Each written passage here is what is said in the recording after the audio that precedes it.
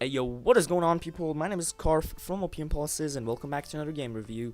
Now, sorry for no upload last week, I had some school stuff happening and it hindered me. But let's get away from that and get to reviewing this week's game called Alwa's Awakening. A 2D side-scroller platform and adventure game that goes for €10 on Steam. Now, let's get to the story. In Alwa's Awakening, you play as Zoe, the main character, which is apparently a girl. I didn't know that till I read the Steam description, because the game doesn't fucking explain that to you. Anyways, you came to the world of Alwa to save it, and you got this staff that you can get gems for, and each of the gems do different things. There are like over 400 rooms you can look through, and there are many bosses and enemies to fight with, which is great.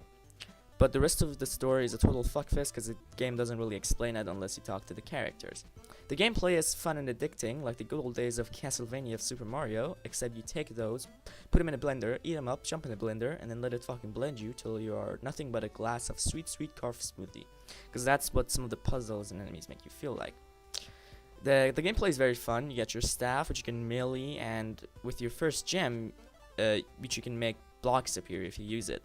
And once you use the power of your staff, it uses water, which is supposed to be your mana, I guess. You also have no clue what the fuck to do if you don't talk to the characters, because they sometimes drop hints or actually tell you what to do. You wouldn't fucking know that, since there's no journal or anything like any other games. Which I understand, the game is supposed to be true and original to the old 8-bit platformers, which I respect. You can also apparently teleport to some locations, which I have no clue how to do. And yeah, the first boss gave me a really hard time, but I played around for a bit and I learned how to deal with them, and boom, he was dead. There are also a lot of different enemies actually. There are these fucking Groot looking ass dudes, and there's this fucking flying eye. Flying eye. There's also this fucking dude that looks like he's holding a fucking shotgun. I don't understand it. Why does he have a shotgun? I don't get it. I don't like that I don't get it. I don't want to get it, but let's get away from that.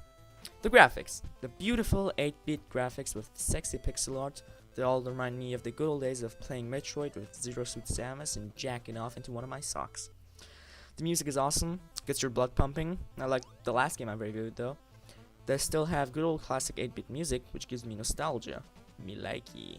The controls. I play with a controller, so it's A to jump, X to attack and use your gem on the staff, and movement is obvious. And the settings are nothing special. But that was this review. Hope you guys enjoyed it. Be sure to tune in next week where I review a game that's free to play on Steam. And yeah, hope you guys enjoyed this video, and I'll talk to you all later. Peace.